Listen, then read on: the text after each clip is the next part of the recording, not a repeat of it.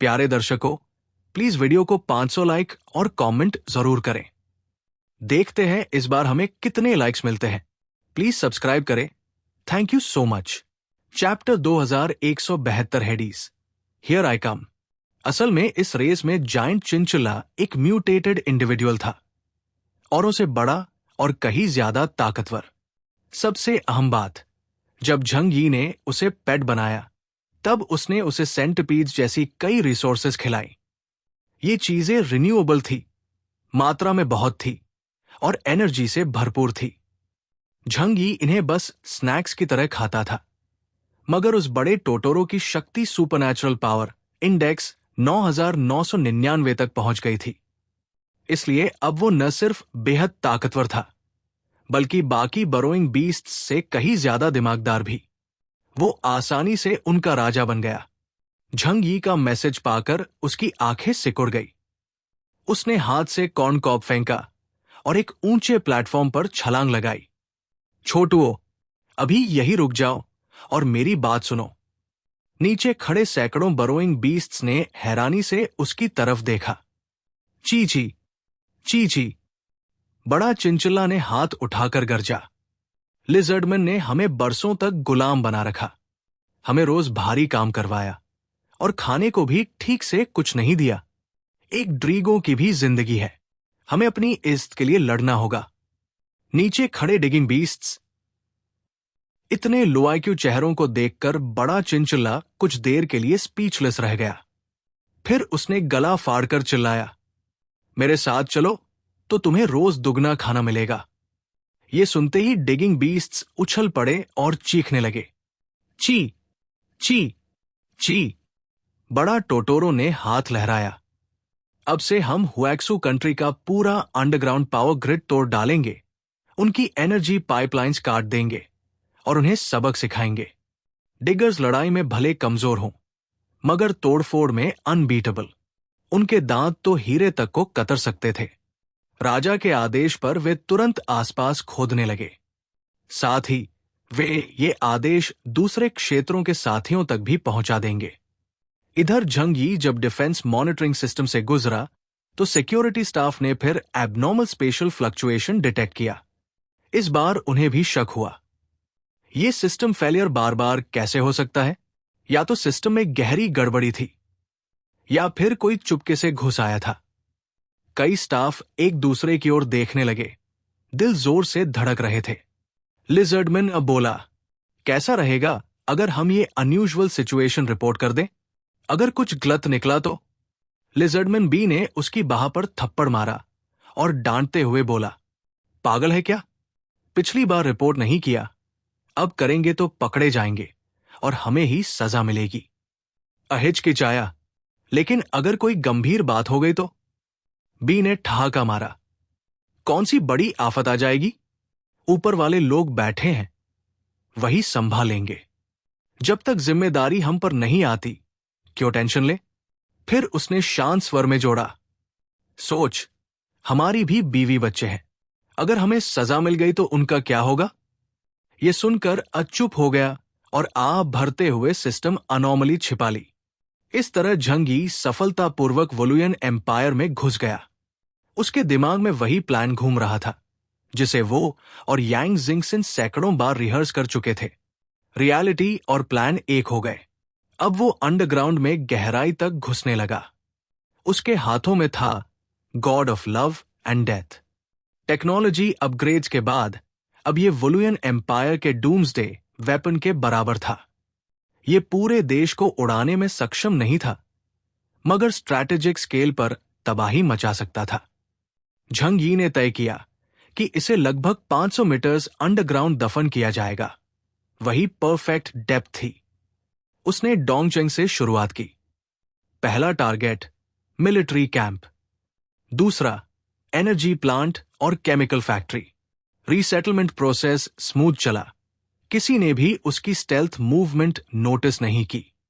असलियत यह थी, स्टाफ को हर बार अनॉमली दिखती थी, मगर वे डर के कारण रिपोर्ट नहीं करते थे। झंग यी ने शहर के चारों हिस्सों ईस्ट, वेस्ट, साउथ, नॉर्थ में डेथ ऑफ लव इंस्टॉल कर दिए। कुल 80% स्टॉक पाइल यही लग चुका था। एक्सप्लोड होते ही ये नजारा इतना भयानक होगा कि देखने की हिम्मत कोई नहीं करेगा। रेजिडेंशियल एरियाज की तो वैसे भी अर्थक्वेक, शॉक वेव, रेडिएशन और हीट वेव से तबाही होनी तय थी। अब बचा था अंतिम लक्ष्य, इंपीरियल सिटी का रॉयल पैलेस। यही थे सम्राट और नोबल्स, और यही थी सबसे सख्त सुरक्षा। झंग यी बेहद सावधानी से अंडरग्राउंड पहुंचा। उसने डायमेंशनल डोर खोला और 200 से अधिक लव डेथ वॉरहेड्स प्रकट हुए। झंग यी उनसे दूर ही रहा। डीमन गॉड आर्मो रेडिएशन रोक सकता था, मगर इतनी भारी मात्रा में वॉरहेड्स देख उसे भी सिहरन हुई। अगर ये पास में एक्सप्लोड हो गए तो अंडरवर्ल्ड का गेट कीपर भी आधा मर जाएगा। लेकिन तभी उसकी बाई आंख में अचानक सफेद वॉर्टेक्स घूम गया। खतरनाक वार्निंग सिग्नल। अंधेरे में उसने देखा, एक विशाल मुट्ठी जमीन तोड़ते हुए उसकी तरफ आ रही थी। ये घातक दबाव, हेडीज का गेट कीपर। झंग यी तुरंत समझ गया, उसके पास लव डेथ गॉड को इंस्टॉल करने का समय भी नहीं रहा। ऊपर की जमीन जोरदार धमाके से फट गई। एक ऊंचा, काले आर्मोर में लिपटा व्यक्तित्व उस पर झपटा। झंग यी और झेंग लो की नजरें टकराईं। मांस के पीछे से झलकती स्कारलेट आंखों ने उसकी रगों में आग भर दी। दुश्मन जब मिलते हैं तो नफरत और भी भड़क उठती है। झेंग लो ने देखा कि झंग यी ने इंपीरियल कैपिटल में घुसपैठ की है। उसका क्रोध और छुपा हुआ डर फट पड़ा। साले कीड़े, तू इंपीरियल सिटी में गड़बड़ी करने आया है, मैं तुझे यही मार डालूंगा। Chapter 2173 wearable, human machine integration. जैसे ही गेटकीपर ऑफ द अंडरवर्ल्ड सामने आया, झंग यी का शरीर हल्का सा पीछे हट गया। अगले ही पल वो आसमान में पहुंच चुका था। मैंने तुम्हारे बारे में सब कुछ पहले ही देख लिया है, तुम मुझे पकड़ नहीं सकते, झंग यी ने मुस्कुराते हुए कहा। साथ ही मन बड़बड़ाया। इंपीरियल सिटी वाकई अलग है। यहां की सिक्योरिटी बाकी अर्बन एरियाज से कहीं ज्यादा सख्त है। मुझे उम्मीद नहीं थी कि अंडरग्राउंड एक्शंस भी पकड़ लिए जाएंगे। जमीन के अंदर से तूफान उठा और आसमान तक पहुंच गया। यह था एक मुक्का जो गेटकीपर ऑफ द अंडरवर्ल्ड ने दूर से फेंका था। उस मुक्के ने एक डरावना काला बवंडर पैदा किया जो झंग यी पर ऐसे टूटा जैसे कोई विशालकाय ड्रैगन। लेकिन झंग यी ने अविश्वसनीय फुर्ती से बचाव किया। ये हमला उसके लिए कोई खतरा नहीं था, ये बस झेंग लो का गुस्सा दिखाने का तरीका था। अगले ही पल उसने झेंग लो के मांस के पीछे छुपी खिल्ली उड़ाती नजर देखी। तुम जैसे घटिया प्राणी, क्या अब भी सोचते हो कि ये बाहर की दुनिया है और मैं तुम्हें शिकार नहीं बना सकता? आज तुम्हारी मौत तय है। आसमान के ऊपर रोशनी चमक उठी। हल्के नीले रंग का गोलाकार पर्दा टिमटिमाया और पूरे आसमान को ढक लिया। मुझे रोकने के लिए ये मामूली चीज काफी नहीं है, झंग यी ने हल्के स्वर में कहा। लेकिन तभी एक घातक आभा ने पूरे का पूरा झंग यी को घेर लिया। आसमान पर असंख्य विशाल तारे चमक उठे और उनके बीम नीचे बरसने लगे, मानो कोई घना जाल झंग यी को जकड़ रहा हो। हजारों इंद्रधनुषी रोशनियां, हल्की नीली और लगभग सफेद, भीषण ऊर्जा से भरी हुई थी। अगर वो झंग यी को लगती तो अकल्पनीय विनाश होता। खुद झेंग लो भी इस हमले की चपेट में आना नहीं चाहता था, क्योंकि ये था वोलुयन एम्पायर का सबसे शक्तिशाली डिफेंस सिस्टम। वही वजह जिसके चलते ये साम्राज्य अरबों सालों से अब तक नष्ट नहीं हुआ। झंग यी के पास भविष्य को 4 सेकंड तक देखने की शक्ति थी, लेकिन देख पाना और उससे बच पाना एक जैसी बात नहीं थी। वो जगह अब उसके लिए एक विशाल पिंजरा बन चुकी थी। झंग यी की आंखों में हैरानी झलकी। ये क्या है? लेकिन अगले ही पल उसका चेहरा बदल गया और मुस्कान उभर आई। ये तो मजेदार लग रहा है। अचानक उसके पीछे लिंग की आकृति उभरी। अब उसका शरीर भी गेटकीपर ऑफ द अंडरवर्ल्ड जितना विशाल हो चुका था। उसका धड़ और सीना तरल की तरह फैलने लगे। झंग यी ने एक कदम पीछे लिया और उसका शरीर सीधे लिंग के शरीर में समा गया। असल में लिंग का मानव शरीर आत्मिक सार से रहित था। वो किसी मैकेनिकल लाइफ फॉर्म की तरह था, जिसकी लड़ाई सिर्फ मेमोरी इंस्टिंक्ट पर टिकी थी। उसकी पूरी शक्ति उजागर करने के लिए किसी कंट्रोलर की जरूरत थी। इसलिए झंग यी उसमें ऐसे घुसा जैसे कोई कपड़े पहनता है। अब उसके पास न केवल दुनिया का सर्वोच्च डिफेंसिव आर्मोर था, बल्कि उसकी कॉम्बैट पावर सीधे 55,000 एबिलिटी इंडेक्स पॉइंट्स के बराबर पहुंच गई। भयावह एनर्जी नेटवर्क का सामना करते हुए झंग यी ने हाथ उठाया और उन दहला देने वाली रोशनियों को एक ही झटके में चकनाचूर कर दिया। झेंग लो की आंखें सिकुड़ गई। ये असंभव है। कुछ महीनों पहले ही जब झंग यी उससे मिला था, तो भागने के अलावा उसके पास कोई रास्ता नहीं था। लेकिन अब सब कुछ बदल गया था।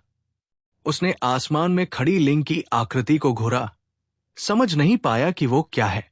इस बीच आसमान का विशाल पर्दा और भी शक्तिशाली ऊर्जा इकट्ठा कर रहा था, ताकि झंग यी पर अंतिम प्रहार कर सके। लेकिन झंग यी इतना मूर्ख नहीं था कि दुश्मन की धरती पर टिक कर लड़े। डायमेंशनल डोर खुला, वो पीछे हटा और जाने से पहले झेंग लो को मुस्कुराते हुए बोला, मेरे तोहफे का मजा लो। ये इनाम है उस गुनाह का जब तुमने हुएक्सू कंट्री पर हमला किया और मेरे देशवासियों को मार डाला।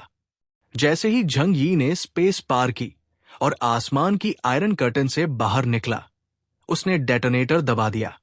तुरंत ही वुलुयन एम्पायर के 4 बड़े अर्बन एरियाज में कई मिलिट्री कैंप्स, एनर्जी प्लांट्स और केमिकल प्लांट्स धरती गर्जी, हिली और फिर धड़ाम से फट पड़ी। पूरा साम्राज्य ऐसे कांप उठा जैसे कोई महाभूकंप आ गया हो। अंधेरी रात में जमीन के भीतर से भयानक आग और धमाकों की लपटें आसमान तक उठीं। मिलिट्री कैंप उड़कर आसमान में जा पहुंचा और हजारों लिजर्डमैन सोल्जर्स नींद में ही धूल में मिल गए, बिना किसी निशान के। कालेलाल अग्निस्तंभों ने पूरे वुलुयन एम्पायर को रोशन कर दिया। कई किलोमीटर दूर से भी लोग उन्हें देख सकते थे। विशाल ज्वलंत ड्रैगन और काला धुआं। गगनभेदी धमाकों से झेंग लो स्तब्ध रह गया। वो देखता रह गया कैसे उसका साम्राज्य, जो अरबों सालों से खड़ा था, पल भर में राख में बदल गया। एक के बाद एक मशरूम क्लाउड्स आसमान में उठे। कितने लोग मरे कोई नहीं जान पाया, क्योंकि blast sites military camps, energy plants और केमिकल प्लांट्स थे। उनसे हुए सेकेंडरी एक्सप्लोजन्स और केमिकल लीकेज ने शहरी क्षेत्रों में और भीषण तबाही मचा दी। तेज ताप ने हजारों लिजर्डमैन को राख में बदल दिया। कुछ ही देर बाद हर तरफ चीखें गूंजने लगी। लपटों में जलते हुए प्राणी, खंडहरों में बिखरे हुए अधमरे शरीर और मौत से पहले की दर्दनाक चित्कारे। सब कुछ ही सेकंडों में नर्क में बदल गया। पूरे वुलुयन एम्पायर के लोग उस पल नींद से जाग उठे। जो मर गए शायद वो खुशनसीब थे, क्योंकि उन्हें दर्द झेलने का समय ही नहीं मिला। लेकिन जो जीवित बचे, उन्होंने अपनी आंखों से सबसे भयावह दृश्य देखा। अरबों की आबादी वाला साम्राज्य निराशा और अविश्वास में डूब गया। ये क्या हुआ? लोग समझ नहीं पाए। वे तो अब तक शांति में जी रहे थे और युद्ध का मतलब तक भूल चुके थे।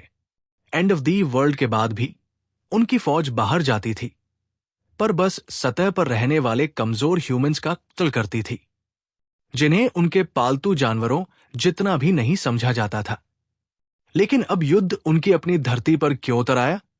कोई चेतावनी नहीं, और उनका शांत साम्राज्य पल भर में नर्क बन गया। फिर भी उन्हें संभलने का वक्त नहीं मिला। ब्लास्ट के बाद रेडिएशन और केमिकल लीकेज से उनके शरीर गलने लगे। कई लिजर्डमैन की नाक से खून बहने लगा। कुछ की त्वचा इतनी खुजली करने लगी कि नाखून से खुरचते ही मांस के टुकड़े निकल आए। हिस्स, निराशा और आतंक की चीखें पूरे वुलुयन एम्पायर में गूंज उठीं।